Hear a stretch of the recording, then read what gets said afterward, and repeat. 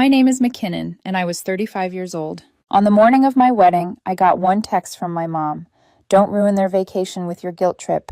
No greeting, no explanation, no apology, just that. I stared at the screen longer than I should have, reread it twice, trying to convince myself I was misinterpreting the tone, that maybe she meant something softer than what it felt like. I knew better. Without thinking, I opened social media. My brother had posted a story, a boomerang, my entire family laughing by a pool, champagne glasses raised, sunlight bouncing off water so blue it looked unreal. The caption read, "We finally feel whole." They were in Napa, at the Alberts, the same place I had recommended to my mom last year when she said she needed a break from the noise. She'd laughed back then and said it was too extravagant. Apparently, it wasn't too extravagant for the weekend of my wedding. They had all gone, my parents, my brother, his wife. Even Uncle Greg, who avoided family events like obligations, was there, sunglasses on, cigar in hand, smiling like he owned something. That brunch wasn't an accident. It was a decision, a coordinated one. And in that moment, sitting on the edge of the hotel bed in my dress, it hit me that this was their celebration. Not me, not my marriage, not my future. Them. I didn't reply. I didn't text. I didn't call. I turned my phone off and left it on the nightstand. The ceremony went on as planned. Fewer guests than we expected, but the ones who mattered were there. My husband's parents hugged me like I was their own. Friends showed up loud and dressed beautifully, filling in the gaps my family left behind. I said my vows. He said his. We kissed. People clapped. Cameras flashed under string lights. From the outside, it looked perfect. Inside, something was changing. Not anger exactly. Not grief. Something quieter, colder. I'd been hurt by them before. When they skipped my graduation after I moved across the country and finished college alone. When they used my name to get a business credit line without asking. When they laughed behind my back at Christmas 2 years ago, calling me a tech fluke with too many emotions. I brushed all of that off. I told myself they didn't mean it the way it sounded. That they were old school, stuck in their ways, bad at showing love. I made excuses because hoping was easier than accepting the truth. I had even reserved 3 extra seats in the front row for them, place cards printed, name tags tied with silver ribbon. The week before the wedding, my husband asked if I was sure about including them. I told him yes. I told him maybe this would be the moment they showed up for me. Really showed up. I didn't want to deny them the chance. I should have known better. That night, while the rest of the guests moved upstairs to the bar, I stayed behind. Our suite had a small desk by the window. I sat down, opened my laptop, and stared at the city lights for a moment before logging in. I wasn't shaking. I wasn't crying. I felt clear. Step 1 was simple. Cancel the cards. There were 6 active under my corporate umbrella, 2 under my dad's name, used for business meals that always seemed to involve golf courses and cigars. 1 under my brother's name, supposedly for client travel, even though he never had clients. 1 under my mom's name for charity work. The last 2 were aliases, ghost cards they used to siphon money through vendors that didn't exist. I froze them all in minutes. Step 2 was the foundation. I started it after my second software company went public. I poured part of the proceeds into it for education grants and community initiatives. I brought my family in so they could be proud of something, so they could help build a legacy. They turned it into a trophy shelf, lavish board dinners, international site visits that were really luxury vacations. I froze every account and notified the board. Full audit pending, no more access. Step 3 was the trust, established before I turned 30, designed to secure not only my future, but theirs. Generational wealth, stability. I'd already been considering dissolving it after years of watching them drain it without gratitude or purpose. That night, I initiated the process. I knew the language. I knew the loopholes. It would take weeks, but it would end. By midnight, my family had no idea the lifestyle they curated so carefully. Through my name was collapsing in real time. I closed my laptop, turned off the lights, and lay down next to my husband, who was already asleep, peaceful in a way I envied. The next morning, the messages had already started piling up. I turned my phone back on around 10 the next morning. My husband was still asleep, curled toward the window, sunlight cutting across his shoulder. For a moment, I watched him breathe and wondered how someone could look so calm while everything else was breaking. Then the screen lit up and the calm shattered. 37 missed calls, 17 voicemails, dozens of texts stacked so tight they blurred together. Most were from my dad and my brother. Some were from numbers I didn't recognize, but I knew exactly who they were. My mom's church friends, Greg's drinking buddies, people who suddenly felt entitled to an opinion because money was involved. The voicemails told a story all on their own. My dad's voice came first, clipped and controlled, the tone he used when he thought he was being reasonable.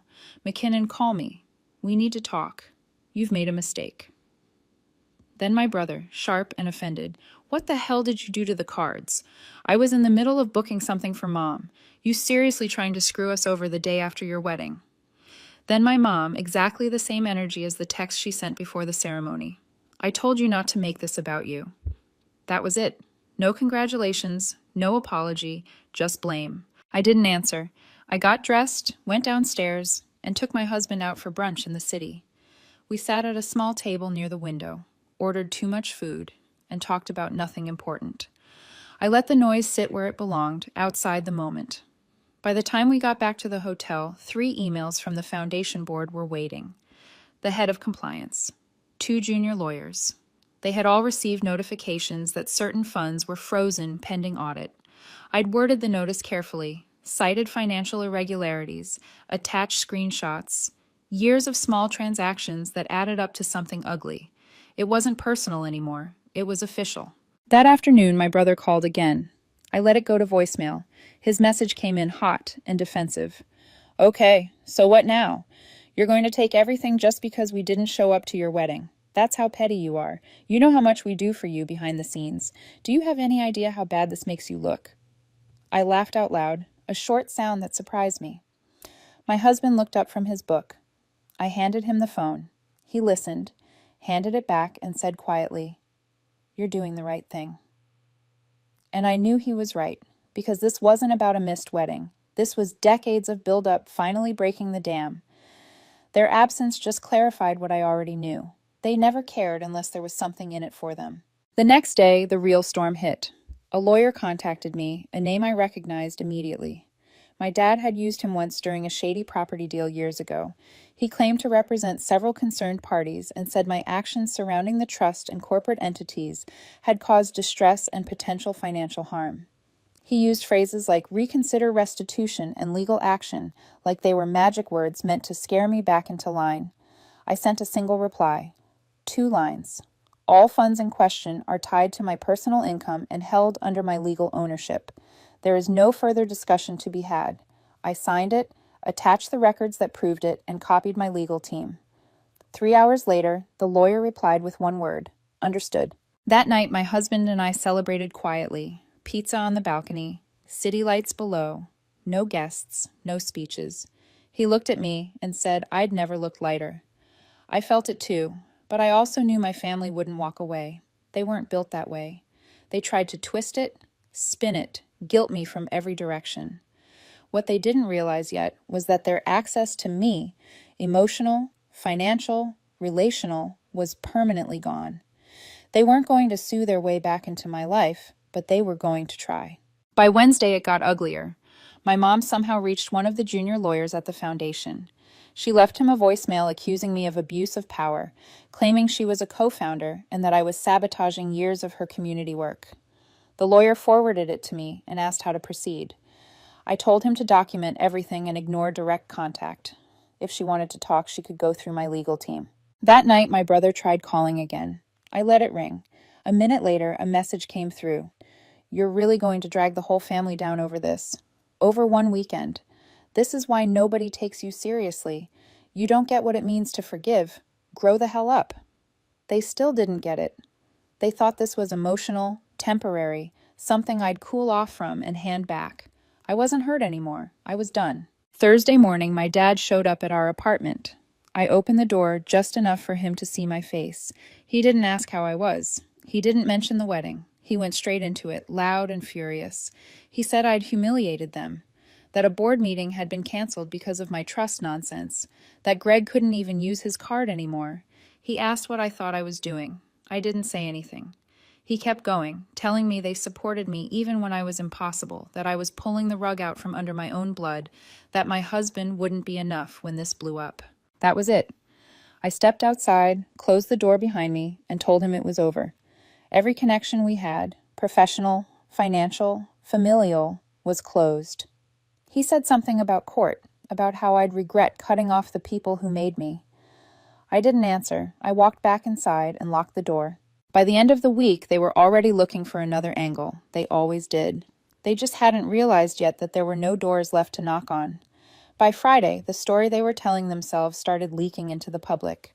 My sister, who hadn't said a word since before the wedding, posted a long thread online about how her sibling had cut off the family for no reason, how money had changed me, how our parents were heartbroken but too proud to admit it. She included photos from the Napa brunch, framing it like a healing trip, like they'd gone there to reconnect, and somehow I'd chosen distance instead. It was neat, polished, almost believable if you didn't know the pattern. The replies were immediate and brutal. Strangers offering sympathy, others asking uncomfortable questions, a few people tagging me directly, demanding explanations I didn't owe. My friends started texting, some confused, some angry on my behalf, some just checking in to see if I was okay. I didn't respond publicly. I forwarded the post to my lawyer and asked him to finalize the second audit on the foundation, the one that would detail every luxury purchase disguised as charity work. Let them talk. They were playing for sympathy. I was playing for the truth. Saturday morning started quietly, which should have been my first warning. Then an email landed from someone I hadn't heard from in over a year, Jenna. She'd worked at the foundation and left without drama, one short resignation email, citing personal concerns and nothing else. At the time, everyone assumed she'd burned out. Her message now was barely 2 lines. I saw what your sister posted. I'm sorry. I've been sitting on something for a while. If you're ready, I'll send it. I replied that I was ready. 10 minutes later, a shared drive appeared in my inbox. Over 100 files. PDFs, screenshots, spreadsheets, audio notes, full transcripts of email threads. At first, it was overwhelming, just data stacked on data, until the pattern emerged. Jenna had documented everything. She'd raised concerns early, asked why tens of thousands were charged to strategic donor engagement that turned out to be luxury wine tours. She'd questioned invoices for conferences that never happened, hotel bills for board retreats that were really family vacations. When she pushed for clarity, meetings disappeared from her calendar. Emails went unanswered. She was iced out quietly, professionally, until leaving was the only option. The worst part wasn't the spending, it was the signatures. My name stamped on approvals I never gave. Digital authorizations fabricated to make it look like I'd signed off. They weren't just draining the foundation, they were putting liability on me. I forwarded everything to my legal team and the board's compliance officer. My lawyer called within minutes. His voice was different, sharper. This isn't mismanagement, he said. This is fraud. I didn't tell my family what I had. I didn't warn them. I let the system work the way it was supposed to. 3 days later, the foundation board froze the remaining accounts and released a short public statement. Pending internal investigation, all executive operations are suspended. Auditing has begun. They didn't name names. They didn't have to. That night, my mom texted me. You went too far. Not we need to talk. Not I'm sorry. Just that. I ignored it. The next morning, something I didn't expect happened. A journalist emailed me. He worked for a financial accountability blog I'd never heard of, but he clearly knew his way around nonprofit filings. He referenced irregularities in past reports and said a source had pointed him toward me. I didn't give him a statement. I told him where to look and what to request through public channels. Everything was there. They'd just assumed no one would care enough to dig. Late Tuesday afternoon, another email arrived. This one made my stomach drop. It was from the IRS. Simple, direct. A federal audit had been initiated concerning nonprofit tax reporting. Irregularities based on documentation provided by a whistleblower. I hadn't reported them. I didn't need to. Someone else had. Maybe Jenna, maybe a donor, maybe the journalist. It didn't matter. They were caught in a system they couldn't guilt, threaten, or manipulate. By Friday, the silence from my family wasn't peace. It was calculation. I knew that look.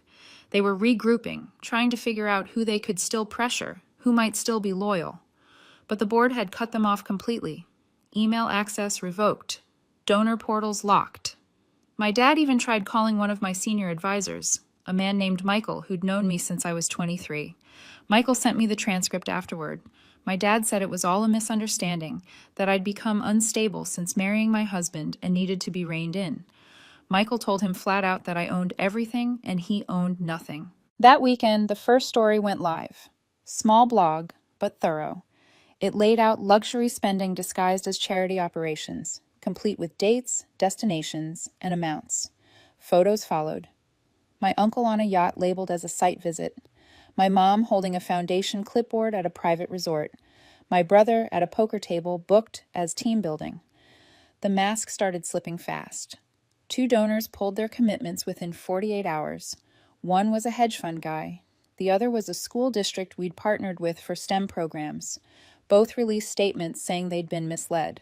I hadn't spoken to any of them in over a week when my brother finally broke the silence. He showed up outside our apartment late at night, ringing the doorbell over and over. I didn't let him in. He called from the sidewalk. I answered. He said I'd destroyed everything and asked if that's what I wanted. I said nothing. Then he said the part that stuck. You were supposed to take care of us. That was when I knew there was nothing left to fix. That Monday, my mom finally cracked. She emailed me with no subject line, just a short paragraph that felt rehearsed and sharp at the same time. You've made your choice. I hope your husband is worth what you've lost. I read it twice and deleted it because I hadn't lost anything. I had just stopped carrying what was never mine to begin with. 2 weeks later, the lawsuit arrived exactly the way I expected it would. Civil, predictable, alleging breach of fiduciary duty, reputational damage, emotional harm, and intentional financial sabotage. Their lawyer was polished, based out of San Diego, and the complaint read like a bedtime story for people who believe accountability is optional. The foundation was mentioned over 50 times. So was my name. My legal team didn't blink. They prepared the countersuit in less than a week. Ours came with exhibits, time-stamped invoices, recorded conversations, audit logs, Jenna's archive, copies of forged authorizations. It didn't just refute their claims, it buried them. But the real blow didn't come from the court, it came from the banks. 2 major financial institutions closed accounts tied to the foundation after internal reviews flagged ongoing litigation and regulatory risk. That meant frozen funds, credit lines shut down, access blocked. They couldn't even pay their lawyer without jumping through layers of approval they no longer controlled. My brother texted me a screenshot of his banking app, showing a zero balance, and wrote, "Hope you're proud of this." I didn't respond. A week later, the IRS made a quiet move. Not public, not dramatic, just real. A freeze on all charitable disbursements pending completion of the audit. That was the final nail. Without money flowing, the structure collapsed under its own weight. And that's when the begging started. First, it was my sister. She sent a long email pretending she hadn't posted anything online, pretending she'd been on my side the whole time. She said she didn't realize what our parents had done. She said she missed me. She used the word family 14 times. I didn't reply. Then came my mom, not by email. She showed up at my office unannounced. She looked older, smaller, worn down by a system she used to believe she was above. She didn't yell. She didn't plead. She just asked to talk. I stood with her in the lobby and told her calmly that I had nothing left to say. I wasn't angry anymore. I just didn't trust her, and I never would again. The lawsuit never made it to trial. They dropped it quietly a month later. They couldn't afford to fight it, and they couldn't risk discovery. After that, they faded. My dad rented a smaller place an hour outside the city. My uncle moved in with a friend. My brother bounced between freelance gigs. My mom still tried to get invited to charity events. No one took her calls. Through all of it, my husband never wavered. When it got ugly, he stood beside me. When it got quiet, he reminded me that letting go wasn't loss. It was clarity. I believed him. 6 months passed. The foundation was officially dissolved. The door stayed closed. And then something better happened. I became a mother. Our son was born 2 weeks early, healthy, loud, and already looking like he knew more than we did. Holding him rewired something in me. The bitterness didn't vanish, but it softened. Being responsible for someone who had never known manipulation made me less tolerant of it everywhere else. We named him Jacob, not after anyone. Just a clean name, untangled from history. A week ago, we threw him a small birthday party. Backyard cake, balloons, a few noisy toys he won't remember, but we never will. My husband's parents were there. The friends who actually showed up to our wedding were there. I sent an invitation to my parents. No message, just the date, time, and address. They didn't respond. No call, no text. No gift slipped in quietly with no return address. Nothing. At first, I felt that old flicker, the part of me that still wants to believe they might change. Then it passed. I looked down at my son chewing on a plastic dinosaur and understood something clearly. This was the clean break I needed. They never wanted me. They wanted access, control, image. And now there was no money involved, no leverage, no guilt to weaponize. Just an invitation to a child's birthday. And even that wasn't enough. I'm not angry anymore. I'm clear. My family isn't missing. They were never there to begin with, but I have a new one now. And this time, it's real. The silence that followed wasn't peaceful at first. It was heavy, like the kind of quiet that presses against your ears after a loud room empties out. I kept expecting something else to drop, another email, another demand, another attempt to reframe the story in a way that made them the injured party and me the villain. It never came. Instead, the days moved forward, ordinary and steady, and I realized how much of my life had been lived in anticipation of their next need, their next disappointment, their next judgment. Without that constant pull, everything slowed down in a way that felt unfamiliar but right. The lawsuit evaporated quietly. No dramatic withdrawal, no announcement, just a notification from my legal team that it had been dismissed without prejudice. Translation: they didn't have the money or the nerve to push it any further. Discovery would have destroyed them, and they knew it. The foundation followed soon after, formally dissolved, its final paperwork filed with language so clean and final it felt like closing a door that had been stuck open for years. There was no ceremony, no goodbye, just an ending. I didn't reach out. I didn't check on them. I didn't ask mutual contacts how they were doing. That surprised me, how little curiosity I felt. It wasn't cruelty, it was acceptance. I finally understood that knowing more wouldn't give me peace. Distance already had. Life filled the space quickly. Work stabilized without the constant drain of managing other people's messes. Evenings stretched longer. Conversations with my husband grew lighter, not because we avoided hard topics, but because we weren't carrying ghosts into the room anymore. He would catch me sometimes, staring out the window, and ask what I was thinking about. Most days, the answer was nothing important, and that felt like a victory. When our son arrived 2 weeks early and screaming like he had something urgent to say to the world, it rewired me in ways I hadn't anticipated. Holding him stripped away the last layer of doubt I didn't know I was still carrying. There was no room for manipulation around someone so new, so unmarked. I didn't want him growing up watching me justify being treated like an afterthought. I wanted him to see boundaries as normal, love as consistent, and presence as something you earn by showing up. We kept his life simple, no grand announcements, no performative family moments staged for approval, just people who were actually there. When we planned his first birthday, it was small by design. Backyard cake, a few balloons tied to chairs, friends who had stood beside us when it mattered. My husband's parents laughing too loud, offering help without conditions.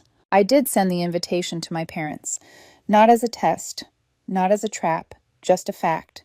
Date, time, address. They didn't respond, not even a polite excuse. No gift arrived quietly later. No message filtered through someone else. Nothing. I felt the flicker, that old reflex of hope, rise and fade in the same breath. Watching my son gnaw on a plastic dinosaur, I understood that this was the answer I'd been waiting for all along. When there was nothing to take from me, nothing to leverage, nothing to display, they had no interest. That clarity hurt less than the confusion ever did. I don't tell this story because I won. I tell it because I stopped losing myself.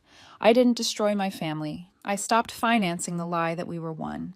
What I have now is quieter, smaller, and infinitely more real.